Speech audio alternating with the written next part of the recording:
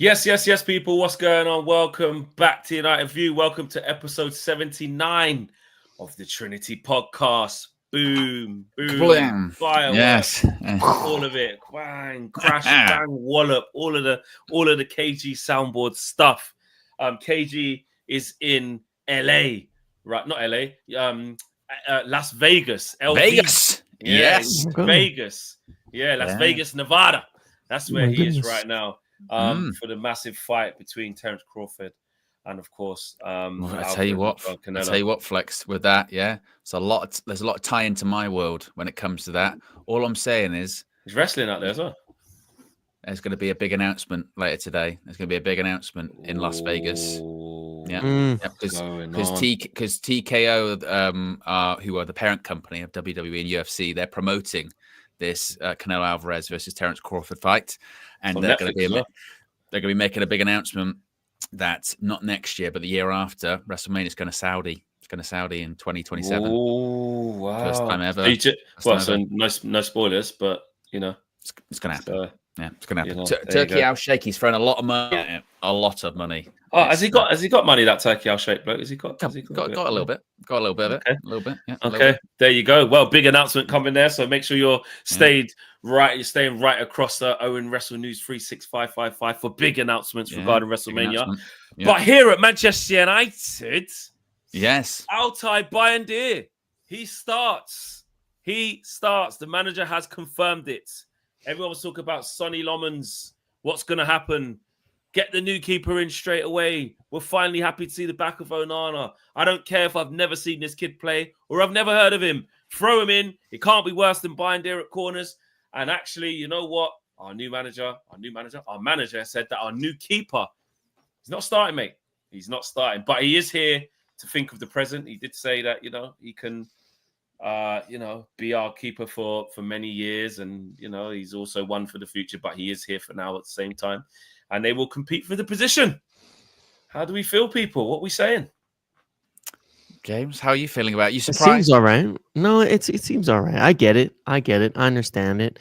When you have obviously the simple Ruben Amorim rates what happens in training a lot. He's made that pretty clear on a few occasions that what he sees in training is kind of where he makes his decisions on the teams and all that. And what he'll have seen in training is like nothing. 2 days, maybe, of Sonny Lomans with the team. And you have to think, a keeper can go right in. A keeper can get in there.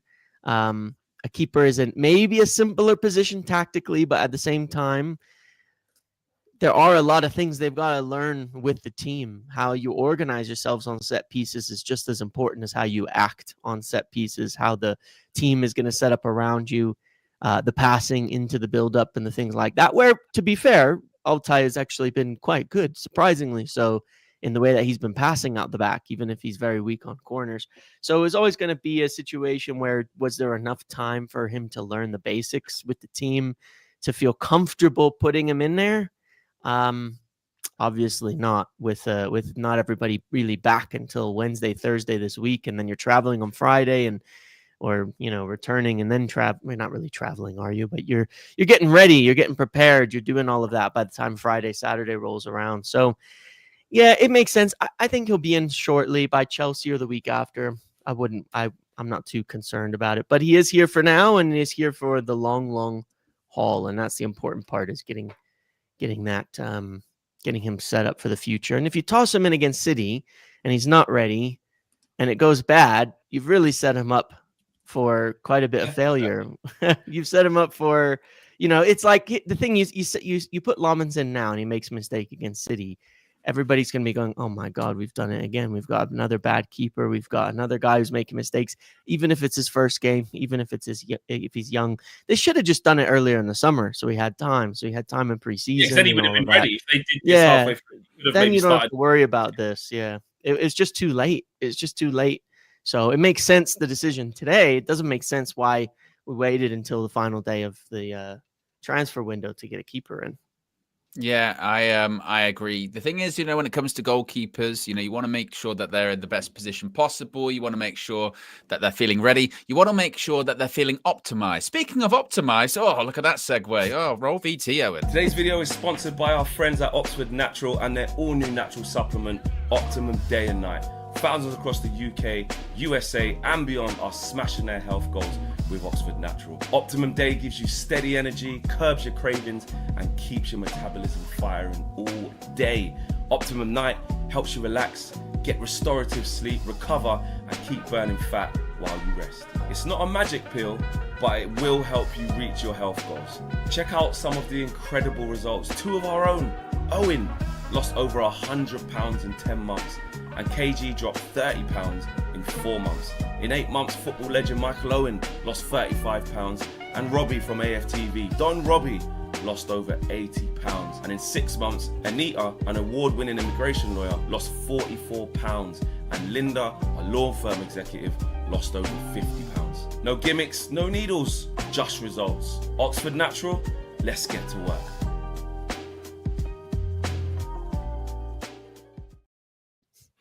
Hey, award-winning broadcasting, that is, my friends. Yes. Award-winning segueing. Yes. Yes, you can get optimized as well. You can scan the QR code that's right above Flex's head. You can use the code UV and you can subscribe. Save up to 70% off. All you got to do is scan the QR code. All the information, as always, is in the video description below. It's also pinned in the chat. You can get your Optimum Day, your Optimum Night with a brand new and improved formula, Fleck. Yes, absolutely, and I have mine right here. Green screen does no service for what we're trying to do here. But I promise you, this is green, and the capsules are. Yeah, there you go. Yeah. Optimum Day and Night, always there. I have them here because every time I get to my morning show, before I get going, my Optimum Day is there, and obviously I keep my Optimum Night here as well because you need to have it ready for the evening, just after the evening shows, get ready for bed. So listen, it's all there. Don't say we don't help you guys out, man. Shout out to Oxford Natural by Gowan Life as well, and we've got a lot more stuff coming up with those guys too.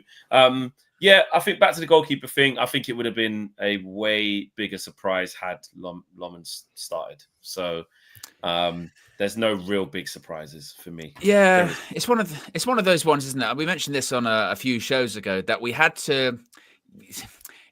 We have to be kind of real with ourselves. I know we're not very good at this, but we have to be real with ourselves. Of like everyone, even if you wanted Lomans to start, everyone kind of knew Bayindir's gonna start. And if when the team sheet comes out and you see that he's not started, once you do the outrage, then it becomes that sort of performative one where you're like, well, I knew that he wasn't going to start, but I'm outraged, even though I knew he wasn't going to start. I think we all knew Bayindir's probably going to start. Now, if in 4 or 5 games, we're still not seeing anything of Senna Lomans, that's when you start going, well, that's a bit weird. He's been around for a little bit now. And that's when it really moves the question on to, like, say, Benjamin Sesko, doesn't it? Because now we're entering that territory of, all right, Sesko. And this is a spoiler for the preview that's going to come out tomorrow. But I was like, starting against Arsenal in the first game of the season. And I got some pushback at the time. Owen, you're being deluded. Be real, grow up. Some of that kind of stuff. Yet he's only just come in. He hasn't played a lot of games. He's only had like a week of training. I was like, all right, fair enough. Then once we heard that he hadn't, he took the penalty really late on against Grimsby. And the line from the club was that he had a really bad cramp. He hasn't only played 90 minutes since April, so that's why. So I was like, well, I don't really maybe necessarily expect him to start against Burnley then. I get that. Now, it's been a couple of weeks, played international games. He's come on a handful of times now for the club. Does he start at the derby? Or is it one of those ones where Ruben's like, away from home? I don't know if I want to give him his first start there, but when is the right time to start Benjamin Sesko? Are we already into the territory where our £70 million striker, we're like, it's not the right game for him? Yeah, he ain't starting, bro. I'll be honest. Like, it's very, look, we're not in training, innit? So it's hard. It's hard for me as a fan to say, here's why he's not starting, because he's rubbish. We all believe in Benjamin Sesko. We know what a top talent he is. I think but what it is as fans, we're like, yeah, Rasmus Højlund's not very good. He's struggling. Get rid of him and buy Sesko. Then he plays from the start and he just scores and that's why you upgraded. But in reality, that's not how real life football works. It just isn't. It just isn't how it works. Now, some people who are not fond of Amorim can use this as a stick to beat with him with and say, well, it's just not how it works because this clueless manager has got £75 million striker on the bench and he's not even playing him and that, this, that, and the other. But I have to say with my own eyes, like when I watched him against Burnley, because I wasn't at Arsenal, he only come on for like 10 minutes in person. So it wasn't a true judge of what's going on. And I obviously wasn't at the Grimsby and Fulham game. So, you know, the Burnley game was the first time I got to see him up close and personal. And he just looked a bit off it. He just looked off it. He just looked little bit lost. Still trying to work out how to play with him. Obviously, the fitness is obviously going to be an issue. But he's played 90 minutes against Grimsby now. He's played half an hour or so against Burnley, something like that. Did he come on against? He did come on for a really short time against Fulham, didn't he? Yeah, he did. He's been on in every game, I believe. He's been on in every game. Yeah. So if it was, and then he's gone on international. Sometimes duty, you wouldn't know. Sometimes you wouldn't know. That's really what I mean. Yeah. So I think if I'm honest with you guys now, I don't think it's a fitness thing now. It's not about fitness. I think he's up to speed if he has to start. I think it's Ruben doesn't think he's bedded into the team and what he wants from the striker versus what he wants from the team to connect with Benjamin. Now, the obvious thing is just keep playing him, obviously. But Ruben just doesn't see it like that. He doesn't. And the longer it goes on that he don't become the straight starter, it's like you do get a bit, okay, it's the fifth game now, so it's all right. Okay, well, he played 2 lots of 90 minutes for Slovenia. Just check that. He played 2 lots of 90 minutes. Yep. I mean, we're getting into a space now where it's like no reason not to. The way at the Etihad is probably the last one I'm going to give you. Like after that, I'm going to start going, what's wrong with him? What's happening here? I will. Like, why is he not? This is the last of the games where I'm like, he's just got here. He's got to adapt.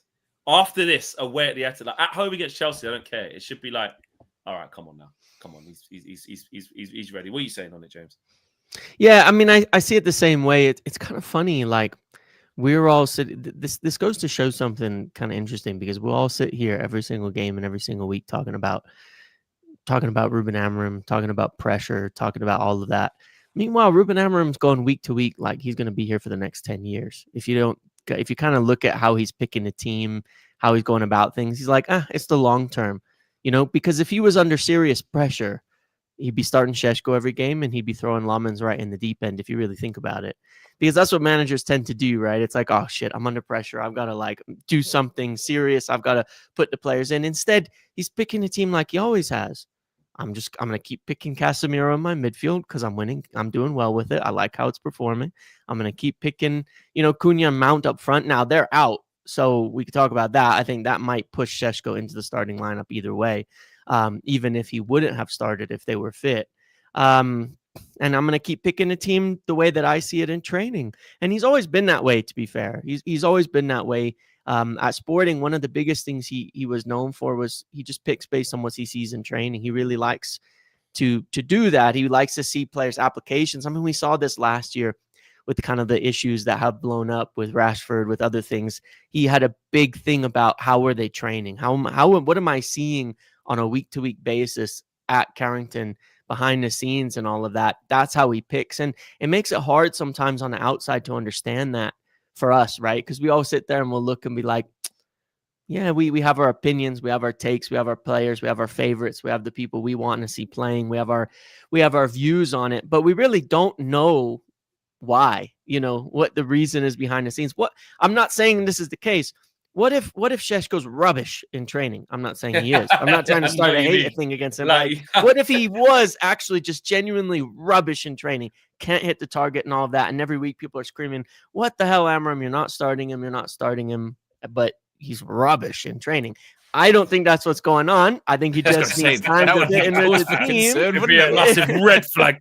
Yeah, my goodness. It needs time to bed in and all that. I'm not saying that's the case, but I'm saying it's like you could go to those extremes. You know what I mean? Like we see decisions that are made where we go, why is that? But what happens all week, and especially now that we have really one game a week, I think training becomes even more important, right? Because they're trying to really, who's getting it each week, who's understanding the tactics of it each week. And what I found interesting in the first few weeks, for myself included, is we've had this before, but the happier we are with the lineup, the worse the game goes. And the more we have concerns about who's being selected, the better the game goes. And I looked at Arsenal and Burnley, and I was like, I remember in the pre-match lives, like people like, we've lost already. It's over. This is terrible. Yeah. And they were the best performance. You know what I mean? Like, and that's the best performance. And then the ones we're really happy about, we end up losing, like Grimsby, you know, where we've got all these different things in. So I think we just have to kind of just wait, you know, and see. But I think he'll start soon. But we kind of have to, you know, it's the same with the keeper. Let the manager make his choice based off training. And we'll live or die in the long term with the concept of that. But he's not acting like a guy who's under any serious pressure to suddenly pick someone or being told, like, make a change or you're screwed, you know, by Wilcox, who bought him or something like that. Yeah, I don't think that's the case. Although someone does mention it there in the chat about, like, I remember we had the same conversation with Ahmad, didn't we? Going like, you know, but Ahmad came on and was like really good though. Like he came on against Liverpool in that cup game, and he won the game, and then we didn't see him for 3 months. You know what I mean? But, like, once it got to Amari Forson over Ahmad, there might be something a little bit deeper here. Like if Erasmus was still getting on the pitch ahead of Sesko, that's why you'd start going, hang on a second, but Cunha and Mount are good players. Like, it's not like we've had shit players ahead of him. They've been playing well. These are good players, you know? Well, and also, like you said, when he's come on, it's not as if everyone's going to tell you what, he looks sharp. He's the opposite with Sesko, isn't he? Go, actually, he doesn't look sharp at the moment. So maybe that's part of it. Either way, I mean, I'm kind of glad, actually, that Ruben's told these big decisions about the starting 11 today because, well, I hope it will, probably won't. When the team news comes out, like Flex mentions, everyone goes crazy anyway. But he's explicitly told us today, Bayindir is starting in goal. When the team news comes out on Sunday, it'll be, I can't fucking believe he played Bayindir. It'll be, I'm sick of, I can't believe he played Bayindir. But like, he literally told us he was going to do that. Or if he makes a mistake. Well, yeah, no, and that's possible. You know, I mean, City, with all the players they've got out, they still do have tall players. Set pieces inevitably will be an issue for us. Hopefully, moving forward, once Lomans does come in, they won't be. But that really does beg the question then, guys. When do we think Lomans comes in? Because we're now, it's kind of a bit like that Sesko one where we're going, when's the right time to start him? And with a keeper, it's even more difficult because at least with Sesko, you can bring him on mid-match, half-time, 60 minutes, he can build it up that way. With a keeper, you're either playing or you're not, aren't you? So at this stage, when is the right time to compete for the spot? To do it? So guess what, guys? Do you know what could happen in terms of competing for the spot? Maybe the competition is that Altay keeps winning the competition. If we go to City and win, he's not going to take him out against Chelsea at home, is he? And upset the rhythm. Well, as of now, Altay Bayindir, with for Manchester United, is the number one goalkeeper. As of now, he is the number one goalkeeper. And like you say, look, if we play well against City at the weekend, we win 2-0. He's going to stay. He's going to keep clean sheet at the Etihad. He's going to carry on. If you beat Chelsea, he stays again. Like, can we be happy because we've won games? You know? Like, and that's what I'm saying. It's not who's going to be going like, I tell you what, we've just fucking won back-to-back games for the first time in the well, actually, we might do that if we beat City. But you know, we've won 3 games on the bounce for the first time in ever. Frank's so close to getting a haircut, but where the hell is Sonny Lomans? Why is he not fucking starting? No one's going to do that. No one's going to do that. So I think the real thing is long term. And I'll be honest with you guys. The fact that he's young, and I keep talking about it on a personal, because maybe there are the football scholars who have heard of Sonny Lomans as the next Belgian keeper up after Courtois, etc., etc. I've never heard of him in my life, so I don't have this thing of like, he better hurry up. And why is he not? If as long as Bayindir is not doing mad stuff, you know what I mean, like conceding every single game, every single corner from the same thing, like. You know, then obviously I do want to have a look at him. I want this guy to obviously, because Bayindir long term is not good enough, but I don't mind letting the long term pan out to be the long term. Like this is isn't it? This is here and now. You know what is weird about it though is that we all know that Sonny Lomans is going to be the Manchester United number one. at some point. Yeah. But we have to do this kind of weird journey to get there, don't we? Of like, but I don't mind that though. There has to be this period of time where he earns it, you know what I mean? Or Bayindir, you know, falls back. So in this sort of weird, we're in this kind of he's not actually, Bayindir's not Manchester United number one. I retract that sentence. He's the interim number one right now. Yeah, that's what it kind of feels like. He's the interim keeper. He's the interim number one because it's not permanent. It doesn't feel like it's permanent. You know, he might do an Ole Gunnar Solskjaer and make it permanent. He might have a really good run of games where we go, tell you what, you know, we brought in Lomans, but you're going to struggle to give it Bayindir.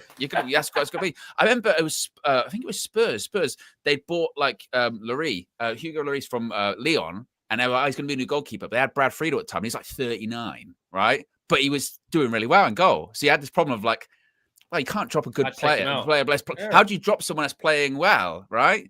And if you do, it puts immediate more pressure on Lomans straight away, doesn't it? Can't drop Bayindir. He's doing really well, isn't he? So, and the manager told us here, even though we say it could be lies in that, he does actually weirdly believe in Altay, clearly over Onana. Otherwise, he would be gone.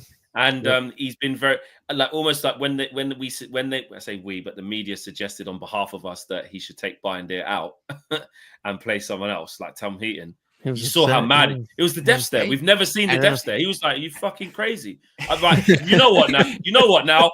I'm telling you that Altay's my fucking guy. That's he was defending him conceding straight from a corner against Spurs last year in the Carabao, wasn't he? They did concede straight from a corner last year. He went with no VAR. With no VAR. So that tells us really where the manager's at with Altay, and actually in terms of the respect of him biding his time, waiting to play. And now this is the first time he's had an extended run. So he's like, you know what? I'm not just going to sign this kid and disrespect you. You know, you're going to get an extended run. I will phase this kid in. I'm letting you know the plan is to make this guy number one. But people, I'm being deadly honest, I wouldn't be surprised if Senny Lomans hasn't played by the time the next international break comes. How many games is there? It's not that many games, is it, really? Yeah, so you get like 4 games. It's crazy. Yeah. I wouldn't be surprised.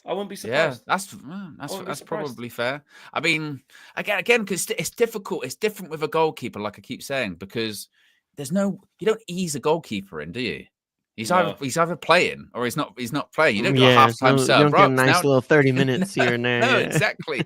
That's why I used to hate it. Even myself when I was playing. You know, sometimes you play for a team and they've got 2 keepers and they'll go, we'll switch to keepers at half-time. I used to throw such a hissy fit over that. I'd be like, that's the biggest bunch of bullshit. Switching goalkeepers at half-time or whatever. You either like one or you don't. You know what I mean? So same with the keeper. So it's like... Well, the devil's advocate is playing exactly that. He says, thing is, you're saying this now. If Bayindir drops a clanger on Sunday, I don't want to hear any of you lot complaining and getting in your feelings. But if he drops a clanger on Sunday, actually, guess what? I'll push back to that and defend those people that have been saying to start him, because if those people that have been saying all the way through this week that they wanted Lomans to start and Bayindir just drop a clanger, they're well within their rights to be in their feelings, aren't they? But there's a difference between, this is the thing, there's a difference between what you would do and what Amorim would do. If you were the coach, like a lot of people, if they were the coach, they'd be like, yeah, I've put Lomans in straight away now. But as I said, there's been an expectation for the last 2 weeks of Bayindir's probably going to start, you know. But those people that have been saying, oh, Lomans or what have you, should start. If he drops a clanger, and all of us here, if Bayindir drops a clanger, we're not allowed to complain. What are we doing? It's not like we picked the team. You know, I haven't picked the team. I haven't signed these players. It's not my How dare you have an emotional reaction to your player not playing well? You're banned from doing that. Of course you can. Of course you can. We're fans at the end of the day, right? Show some emotion. It's okay. Either way, it's not a problem. I think that's the thing. Like what I'm learning about this, or what I've come to the conclusion of, is that actually Amorim's not buying into this. Like Onana and Altay are so rubbish, I have to play anyone but them. He actually likes Altay. I think he does. I think he's showed us that.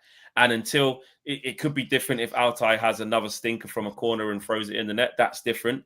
Maybe he's on a last chance saloon. Who knows? Maybe now he's been told also, right, I do have this young kid. I'm looking to phase him in and you out at some point. But if you do fuck up big time between that, I will just put him in. So this is, at this moment, it's yours to lose.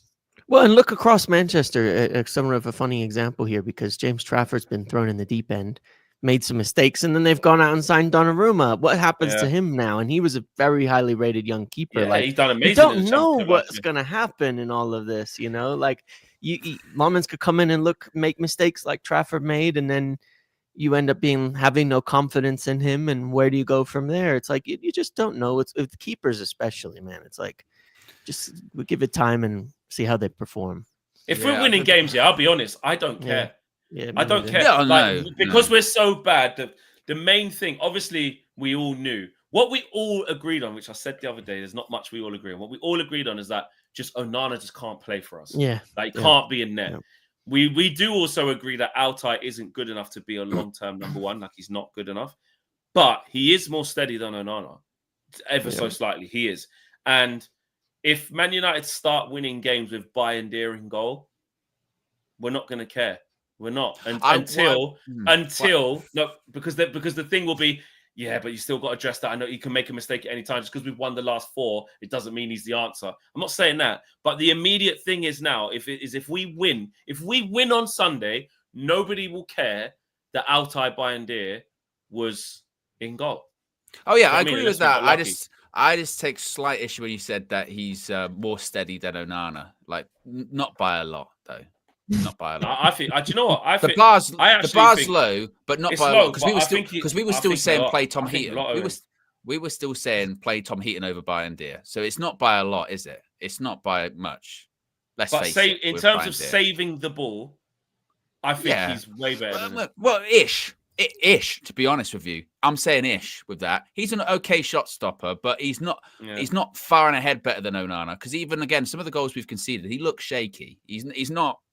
He's not great. Like he's not good enough. He is even as a backup goalkeeper, I'd be like, we could do better. We could get better backup goalkeepers than Bayindir. He's not amazing. You know what I mean? And we're in this weird thing where actually, my worry about Sunday is that it might be a game that is a tale of two goalkeepers. Because if Pep starts Donnarumma, and we know that Amrim's going to be starting Bayindir, you might have a scenario whereby, let's say City win, it's going to be, Pep had the balls to start a new goalkeeper. We didn't. That's the difference between the game or whatever. It's a completely kind of warped argument because one goalkeeper's Champions League, European Championship winning goalkeeper's played since he was 16 at major clubs. The other has had one season of football in Belgium. So it's not exactly an exact comparison. That might be the narrative that comes out of the game of who decided to start their new goalkeeper. You know what I mean? That's what it'll be. To be honest, my thing is probably so deep rooted in Onana. To be honest with you, okay, maybe I'm pushing Bayindir a bit too high, but I will say this: we beat City last year with Onana in goal. Like we have to get away from the fact that like. We can't win now on Sunday because not saying you guys are saying this, but like, you know what I mean? Because and then there's this thing of like, I know, and my thing also is maybe it's a little bit of the bias thing of like, I did want Emi Martinez. I wanted someone ready now. I'm like, for me, I find it hard to still be like, yeah, but this kid, I don't care. Just put him in, mate. He played for Royal Antwerp. I never heard of him. Well, so like, one. If we sign Martinez, would he have started on Sunday? I think so, 100%. Yeah, 100%. I agree 100%. On that. I think 100%, yeah. 100%. And obviously, we would never know. This is me and James saying 100%. But take our word for it, not Ruben's. But like, he would have. And my personal thing is, and I have to admit this live, is that I wanted a keeper. I didn't want to compromise in this position. I wanted the guy who could walk straight in, handle the pressure, and you can throw him under any bus possible, and he would emerge alive from under the bus. Yeah, which I believe Emi Martinez is. But in terms of the faith I have in Sonny Lamans, that's from me reading a few articles saying he's in the top 5 thing for claiming balls, crosses, and I don't like. I need to see him under this type of pressure at this level.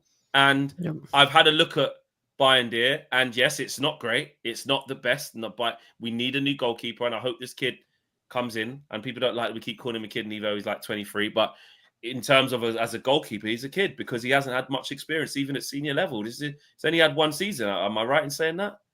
One senior season, 1 full season, something like one that. full season. So that means in terms of experience, maybe not exact age, but you're a kid. Do you know what I'm saying? Even someone like James Trafford has played at a better level than him for longer. Yeah, and sure. You know what I mean? And some of the issues, you know what I mean? It's absolutely night and day. But so to be honest, I don't think like the sort of suggestion that Amorim not selecting Lommans is like this sign of he doesn't rate him or anything like that. That's bullshit. It's not that. It's not that at all.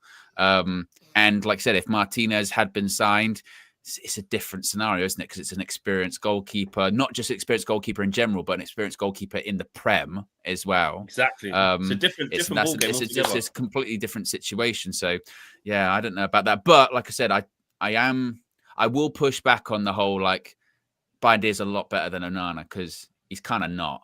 He's slightly better in the sense I went too far. He might actually save the ball, but he's not great. Like we've seen Bayindir's conceded direct from corners. That goal disallowed against Aston Villa should have really never been disallowed. You know what I mean? We just let go of the ball. I'm allowing my frustration at how rubbish. Yeah. I'm allowing my frustration at how rubbish Onana is and how little I know about Larmans to basically allow me to be like, well, you know what, Bayindir is way better than that. So I take that back. He's not way better. You're right. He's marginally better. But I still feel slightly more comfortable in goal with Bayindir than I do Onana. But like you said, the bar's low. And I don't know anything about this kid. So I can't be like, well, Larmans will be better than both. That's what I'm trying to say. Well, he must be better. Can't be worse than them. I don't know. I've never seen him play. Have you seen him play? I don't know, mate. I ain't got a clue. Avi says Amorim has confirmed Altay starting, which we've been talking about. That was at the start of the video. On another note, 2 years has flown by. Big up UV. Yeah, member for 2 years there. Avi, big up to you. That has flown by. Big love to you. Larry says, I can't wait for KG's reaction to this Bayindir news. He would be fuming.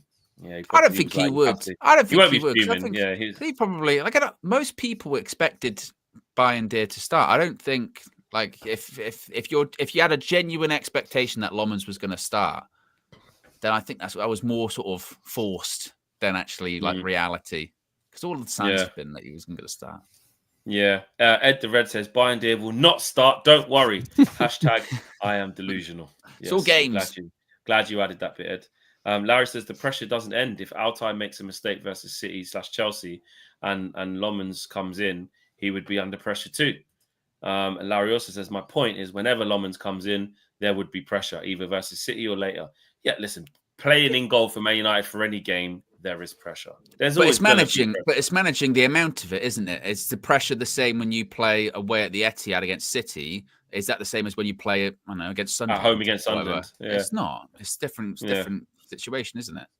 Different type. And does the pressure go down when you've been at the club a little longer? You understand it. You've trained. You've been on the team bus. Ready. You've been in. Yeah. You feel ready. You're settled with your family.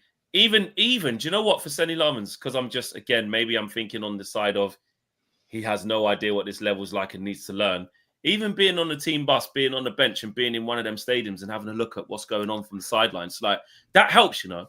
They do the youth players. That's kind of their whole route is bring them with, take them on the bus, take them to the game, get them on the bench. Yeah, and then even getting on the pitch to warm up. There. Yeah, you know, like the second keepers are warming up, they're taking shots in the thing. Have a little feel for it. Get a little feel for this, bro, because this is what it is like. And I know people could say, "Oh, bullshit, professional footballer, mate, get out there." It just don't work like that. Depending on who you are, it just doesn't always work. And again, I know people like this. I see someone in the chat go, "It's the same."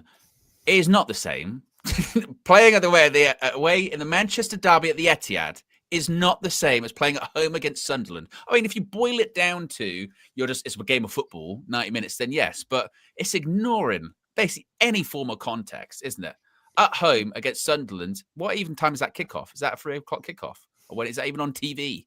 Versus Super Sunday, Etihad, Manchester derby. My goodness me. Like by that point as well, we still haven't won back-to-back Prem games. Hopefully by we play Sunderland, that might have actually happened. You know what I mean? It's a completely different situation. Completely different. Larry, like Owen already said, I think he took it from Larry's super chat as well. If Emi Martinez has started instead, If we signed Emi Martinez instead, would he have started? And we just spoke about that, Larry, so big up to you. Larry also says, this feels like deja vu. This feels like what Ten Hag backers were saying about Ahmad. It's all about training. What if Ahmad is rubbish in training? So basically, that's why Ten Hag wasn't playing Ahmad, because he, in training he wasn't good, etc., etc. I don't know the Sesko thing, because I guess you're talking about the Sesko thing, Larry. For what can we go off? So what are you saying then? The manager's just an idiot, basically. Is that what you? Let us know what you're saying, Larry. Is that because there are two sides to it? You could either think the manager's an idiot. Why are you not starting the 75 million kid? Play him. He'll get better. Just play him. Or you think, well, manager's decision. He must see something that we're not seeing. Arnold says, quick question: if the goalkeeper got subbed on at half time and the team won with a clean sheet, which goalkeeper got the clean sheet? Is it both of them? I don't know. I'm pretty sure it's just one. Yeah, I don't know. It's just one. Because isn't it like a start or 60 minutes? So it's like it's going to be the starter. It's going to be the starter, I believe. Yeah. Because what would happen? Imagine you play for 80 minutes or whatever, and then there's an injury. Yeah. You know what I mean? You get subbed on. You go, "I was a clean sheet. I didn't concede when I was on." They go, "But you're only on for like a minute." Surely it must be the guy. Yeah, surely it's the guy who. Is it the guy who played longer minutes? Yeah, I don't know. I don't know how that. It says work. Both do actually. That's both. Both say I got a clean sheet. That's the answer.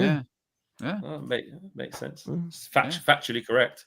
Even if I was on for 30 seconds, I kept a clean sheet in them 30 seconds. Kept a clean sheet, exactly. Never conceded a goal. Shenanigans says Bayindir's made an error leading to a goal every 430 minutes. The worst of any keeper in the Prem. He's a poor keeper. Okay, he's got the big boy stats there. Don't know where you got that one from. Is it definitely right as well, or is it being used to, because I have no way of off the top of my head. Well, then he probably won't make an error in the next 90, so we're good. That's the hope. When did he make his last? I was going to say, when did probably Burnley dropped the ball. Burnley. So let's. Exactly. We've got 4 games until he's ready to make another mistake. Good. See, when you're good at maths, you can work out that that's actually not bad. Right. I've got a couple of games. We'll change Lommers in 4 games. No problem. Yeah, exactly. Perfect. Next international break. There you go. That's it. We've made it. City's. Let's talk about City's missing players quickly. There's no Altay, no Ait Nouri, no Shirky, and no Marmoush. Statman Dave tweeted it. Interesting. Stones is a doubt as well. Stones is a doubt as well, and he's always. his fitness is always up and down, and he's always struggling. Foden's been out for a while, so it'd be maybe his first game back, so it might not be tip top. These are the things, right, that we're looking at that give us a better chance. We know all about Mateus Nunes at right back, don't we? Ask Ahmad what he did to him last year, and also even their players to come in like Rico Lewis and Ake been on a bench. Ruben Diaz was dropped last game. I don't know why. Their rhythm just doesn't seem to be there, and that fear that you get when you play City doesn't seem to be there. So we got to exploit that, right? We got to exploit this. Yeah, they're there to be got at. Certainly, they're there to be got at. And actually, even regardless of who they've got available to them, even if say Marmoush was there, you'd be like, well, they're just not.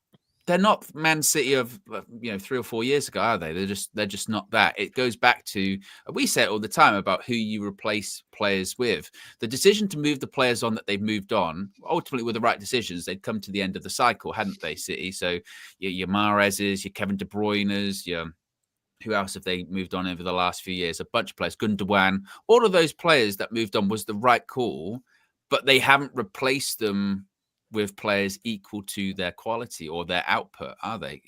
Someone mentioned it a few days ago, actually, in terms of their goal scoring. City, they have got to a point, haven't they, where if you feel like if United can keep Erling Haaland quiet at the weekend, easier said than done. But if United can keep him quiet, then I look at the City team, I go, where are they going to actually score from? Probably, I don't know. I'm not sure. I'm not sure with that. Whereas with us, even with the injuries, I do look at the players that we've still probably got available. You go, well, there's goals in that team. You got Bruno, you got Mbeumo, you got Ahmad can get a goal. Hopefully, Sesko starts scoring. At least you got that's 3 or 4 players that can get you a goal. So I do think the game is absolutely there for us.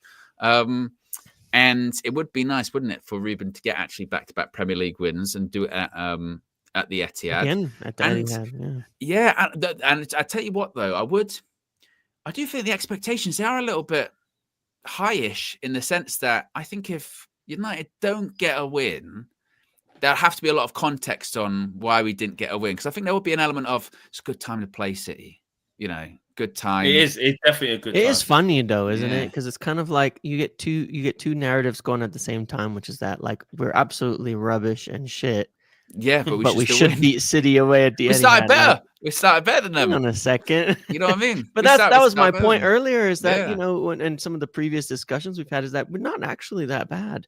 And that's why we should expect to have a good game against City, in my opinion. I think even with the concerns that we've had, we've actually started better than a lot of clubs this season so far. A lot of clubs worse than us in terms of performance. I mean, just on the table, there's a lot of clubs. Villa ain't scored a goal. No, it's like, come on, then. So we have issues, but our issues aren't really as dire as a lot of other clubs are starting the season. So I think it's fair to have the expectation to go in and get a good performance. I don't think it means, if we don't win, then it's all shit. There's got to be context to the performance. How does it go? What happens? All of that. But I think we will perform well, and I think there is a real opportunity here to beat City, though. I do agree with that. Like, it's going to come down to taking chances. I mean, even the game at home against City in March, was it? I think it was during kind of or maybe at the start of a really bad stretch in the Premier League. We should have beat them. We played well against them. We should have beat them in that game as well. Arsenal too, for that matter. We should have beat them, and so the performance was good. We have to have another good performance. I think that's the key with the state that City are in. We have to perform well, and ideally, getting away with a win is what's needed. But it is funny. They're there for the taking, but also we're terrible and need to change everything. So I don't know. It's funny like that.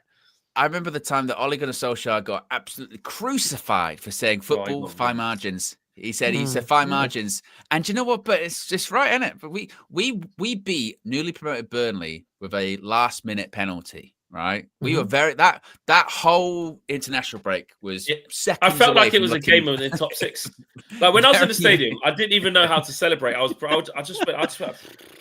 didn't know what to do, and I felt like it feels like we're playing top six. And then when the ball went out for a corner, and Dallo and Bruno were going mad at James. Yeah, they were giving it, weren't they? Yeah.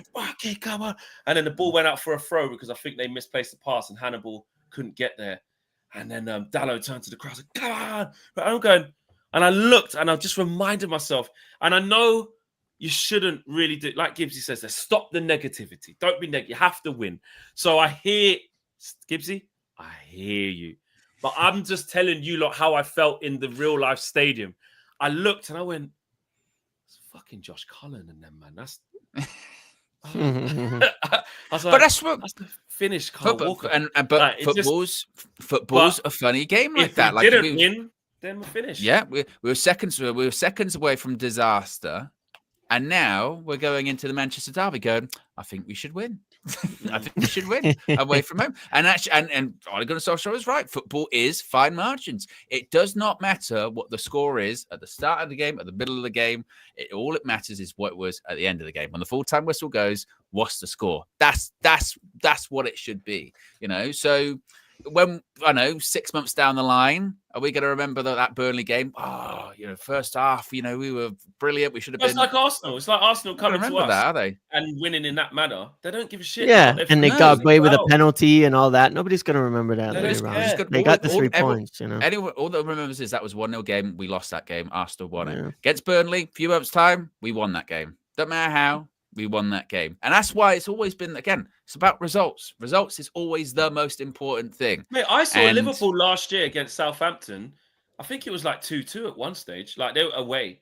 And then they had to score in the last minute or something. And they did it. And they were going mad. Salah had his top off, I think. Like, do you know what I mean? Now, don't get me wrong. They're on, because the stakes are high, they're on their way to winning the title. So every game, I get that. But it's still a team that they were supposed to just go to St. Mary's and destroy them 4-0. Hey, stakes were high for that game against Burnley. I mean, if we hadn't got a result, who knows what happened with Ruben Amorim? And you know what I mean? Who knows? Who knows? The stake. He might have lost to Grimsby. Yeah. Who knows what would happen that game, right? So that's why the stakes were really high, right? So it's really important. It's true. Shenanigans, but So Angie, shout out to Angie. Says midfield lads. Mainu Casemiro just cannot work, so we're throwing Ugarte in, Bruno in a 10 with Cunha and Mount not playing. I'm a bit worried. James, we've got a preview coming out tomorrow that we've recorded already. So maybe me and Owen can kind of not sit this one out, but no spoilers. But what do you think in terms of like the construct of the team for tomorrow? Well, Sunday, should I say? Midfield. Does this mean Bruno goes one forward? Like, what do you think it all looks like? Well, you've got options. You've got options like You could run Sesko, Xerxes, and Mbeumo, because we know that Xerxes kind of a bit more like not really a 9, kind of is a 10.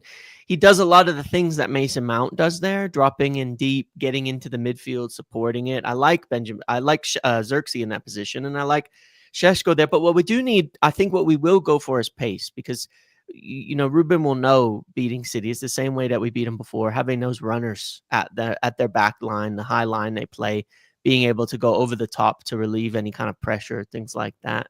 So I feel like we'll get that Ahmad and Mbeumo combination on the side that we saw against Burnley. And actually, that's true, Yeah. Oh, and you know what? I think he'll do that. Alert here, but that bit makes sense, actually. We didn't really think of it that way, because if you think about the last joy against City, the combination, it is that, and you do need that now, especially now Cunha's not there, which is a turn of pace. You're taking out a lot of pace. That is true. I'm at 100% because people were talking about it like, I think Ahmad's going to start. It'll be like, oh yeah, no, you did say, you probably put him up somewhere else, but somebody might think we put Mbeumo at the 9 and Ahmad at the 10 and Mazraoui at right wing back, but I don't think he'll throw that many wrenches in the whole system at this point in time. I did think he could go Casemiro and Ugarte in the middle with Bruno, Sesko, and Mbeumo up top, and that also gives you runners still.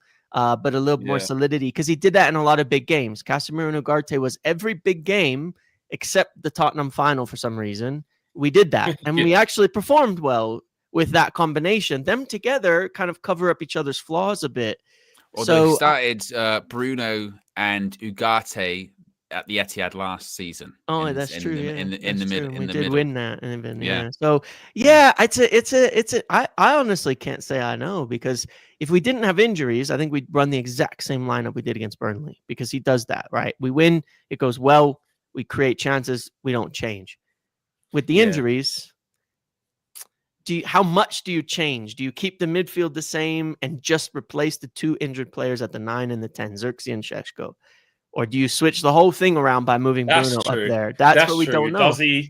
Does he go, I'm going to interrupt my midfield of what my plan was? Because that technically doesn't have to change. Because he doesn't have to change his midfield. He could keep on Casemiro, Bruno, and just change the 2 that are injured, and that's it. Oh, we just do spoiler alert. It's part of the show. I think, like I said, my prediction is Mazraoui will go in at right wing back, even though I don't like that. That's not what I would do, but I think he'll probably go with that. Because we've got a really bad record with Mazraoui at wing back, by the way, as well. We don't tend to win when he plays at wing back. We shouldn't do it. Yeah. No, I think midfield stays the same. I think Casemiro, Bruno. I think you have Ahmad and Mbeumo in the 10s. Striker, I am a bit more flexible with. I was saying before that I would like to see Sesko start. Wouldn't be shocked if it was Xerxes. I'm kind of half expecting it to maybe be Xerxes. The only thing I'm thinking about is that the newest iteration of Ahmad is not a left-sided player anymore. So, like, when we last went to Etihad, don't get me wrong, it was him and Mason Mount in the 10s, weren't it? When Ahmad, like, left 10 in that game? It was Ahmad and Mount with the 10s that day. But I'm assuming Ahmad was on the left. With the goal. Oh, no, he ran across the pitch, though, didn't he? He ran across, He came from right. This is my point. I think we'll get a bit too hyper-focused on what side's he going to be in. They'll be all over the shop, They'll be switching positions in the 10. But Mbeumo, I kind of think, is he going to move Mbeumo out of... I guess what I look at, Mbeumo's playing well where he's playing. Bruno and Casemiro, he's going to like where they're playing. I mean, even in that game, when he moved Bruno up to the 10, it lasted 10 minutes. And then he moved him back to the 6 by making another substitution. We conceded twice in those 10 minutes. He moved to the 10, by the way, but and then he moved him back to the went up deeper front, position. didn't he? Then he went to the left 10. Yeah. Because that's kind of what I was saying as well, wasn't it? Like he has proved that he only really puts Bruno in the 10 if he feels like he kind of has to.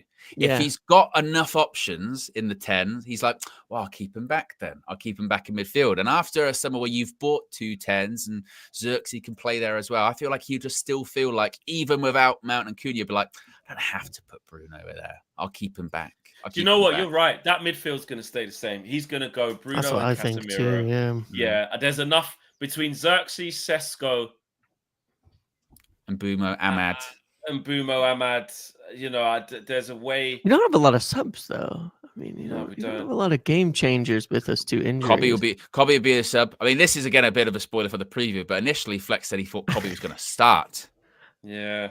I thought he might put Bruno 1 forward in the left 10, Ahmad right wing back, and then Bumo would keep him where he is and start Xerxes up front, and then bring in Cobby and have Cobby and Garnacho. I think we're going to learn a lot on Sunday, Yeah. about what he's going to do in these positions, because we don't know, like, will he upset some of the things that are working, or or is he going to, because if he doesn't, we have no substitutions in the forward line if we need more attackers to come on. If he starts Sesko, Xerxes, and Bumo, Ahmad out wide, and keeps that same midfield, we've got no substitutions in the attack. None. We have nobody to come off the bench. Yeah, and the only thing you can do is throw Bruno forward rather than, by putting on a midfielder. Now, he might think that's okay. He might be okay with that. He might say, well, I'll throw Mazraoui on late and move Ahmad up front or something like that. I don't know. We're going to learn. Does he care about the second half of the game more than the first half? Because he's kind of made that comment a few times. Like, he really likes to end the game sometimes stronger than he started the game in terms of making players who make impacts in the team. And that is an interesting view that he has, that he's definitely done for a long time too. This is interesting. Yeah, let's get your predictions in, guys. We deserve a better coach, says Bayindir. So he's going right centre back. So where's Yoro? Oh, right. Okay, sorry. Right. So he thinks he'll just tuck in. So Luke Shaw will drop out. He thinks go Yoro left centre back. That's something none of us have really seen or thought about. De Ligt, Mazraoui, and then he's gone Ahmad right wing back. Ugarte and Mainu. I can't see Casemiro not. Ugarte and Mainu. Then he's gone Dorgu left wing back, of course. Right and left 10s, Bruno and Boomer respectively, and Sesko up front. I would be stunned if that was the starting lineup. You're looking at Luke Shaw not playing, Cobby starting. I don't see that. I said I think Ugarte's got a better chance of starting than Cobby. He's used him in a lot of big games like that. Like James alluded to it earlier. If he did move Bruno forward, then I wouldn't even be shocked if he went, I'll just go with Casemiro and Ugarte. Just block out the midfield. I wouldn't even be shocked with that. I just think Cobby won't start. I really don't see what people saying about tinkering with his back three then? We don't think that will. I thought he was going to keep it the same too. Yeah, just no changes. He's got his group. He likes it. I only did think, by the way, Maguire's done so well on Erling Haaland in recent years. Like, he has absolutely shut him down in the last time we played them too. At the Etihad, he completely nullified him. So I've been wondering if he'll figure out a way to get Maguire in there, especially, set pieces. You keep Bayindir in there, it's a little bit weaker. I think that Maguire in the back three somehow still. The only place he's going to play is the centre now. Like, I think what we've seen this season clearly is that the two centre backs are De Ligt and Harry, so it's between those two. Yeah. Yoro is multifunctional across the left and right centre back. He can do either or, but predominantly right is where he wants him to be. And on the left side, obviously Luke Shaw is the main guy until Leacher gets back fit. So that's them two to compete for that. And Mazraoui is such a utility guy. He can play anywhere across that 5, wherever you need him, apart from centre back, I suppose. So yeah, I don't know, man. I think the back three stays the same. Yeah, I think the back three stays. Does. I think if Dalot wasn't injured, then I think he would have thought about it. With Mazraoui, maybe right or left centre back, depending on what the situation would be. Say with Shaw's fitness or something like that. But given the fact that Dalot's out, I think it kind of forces his hand a little bit. It'll just be interesting to see if he does, feel like maybe he has learned his lesson with Masraoui at wing back, in that it doesn't tend to go very well for us, and we're better off having maybe I hope Ahmad he learned his lesson on that, because it doesn't tend to work out. And it's not even a slight against Masraoui. He's probably not best suited for that role. We just always end up losing. But we lost a lot last season with just in general. I don't know if that's just about him. But actually, just looking at the team that played against City, the 0-0 at Old Trafford, it was a horrible game. Yeah, but James mentioned Casemiro and Ugarte was the midfield pairing that day. So maybe, but was that in the lead up? But that was when we started to rotate a bit more because of what's going on in Europa League. When was that game? 6th of April. Yeah, that one. So that was like in between semi-finals, isn't it? Yeah, and Haaland didn't play that day as well. He was injured, didn't it? So I think our team is difficult. Our team is really difficult to go off of anything from last year because look what happened to us. And then when it got to a certain cut-off point, it was right. We got Real Sociedad, got to make this happen. Right, we got Leon, got to make this happen. Right, we got who is the other team? Ruben's always tough to predict as well, because there's always at least one in the starting line which I really didn't see that one coming. Every time there's at least one or two that you go, I didn't expect that from him. I'm surprised by that one. So he's been there for like 9 months now, and he's still tough to predict about what he's going to do. So basically, good luck, everyone, because we've just tried to basically predict the team many times, and we can't do it. It is fascinating. I literally just want it to be Sunday at 3:30 or 3:15. Is it now that it would come out? 3:15, yeah. Yeah. I just want it, or maybe even 3 o'clock, because you get a couple of the spoilers because people start knowing stuff. Don't get that many for United anymore. You don't get them. True. The leaks have stopped actually. It's interesting, isn't it? Yeah, I need to. Hey, no comment. We don't know. Everything's allegedly. Yeah, I just want to get to game day now. Actually, I'm quite excited. I just want to play this game. I want to see the team. I want to start this game and either hurry up and put out of my misery for being optimistic, or be elated. Do you know what I'm saying? I want one or the other. This suspense is killing me. I just want to play the game now. I wish it was bloody tomorrow at 12:30 now. Right. So there you go, guys. That's been your episode 79 of the Trinity podcast. What have we got coming up tomorrow? Like we said, check out the preview, myself and Owen. Of course, there'll be a road trip on Sunday as well, and anything else in between, we will bring it to you. Make sure you guys subscribe to the Muppeteers. If you don't, I don't know where you've been. Make sure you do that. The link is in the video description below. Text to speech. Still live? Yeah. Is that still going on? Text to speech? Yes, good. Yeah, Fridays are usually fun without them. Yeah. Make sure you check that out. Make sure you check out OWEN Wrestle News 36555 for the big announcements. Yes. Stuff like that. Yes. And of course, KG Reckless Sports. And obviously the Football Flex as well, and everybody else's channels who are affiliated with our channel. Go and show love to everybody, man. Right, guys, we are out of here. That has been episode 79 of the Trinity podcast. I'll see you next week on the 80th. Yes, the 80th, which I actually not here for. But yeah. I'm out of here. I'll be there. Yeah, James will be here. Man, wait, just before we go, me and KG look like we avoided each other like the plague. Like we've only been on one week. Since we come back from America, I think me and him only might have been on the same one once. Might have been like once or something like that. It might have been. But he has missed a lot though. I've only missed one since I've come back. You know what I mean? There's going to be rumors. You two can't be in the same room together anymore. Yeah. You know what I mean? It's gonna be. What terrible. happened in America? I know exactly. Yeah. Exactly. I mean, I was there, but I'm. There's going to be a big Laurie Whitwell investigative report. You know what I mean? A big long one after a manager gets sacked or whatever. Things weren't good since pre-season. Sources close to UV who don't want to be named because they want to protect, maintain anonymity for their own relationships.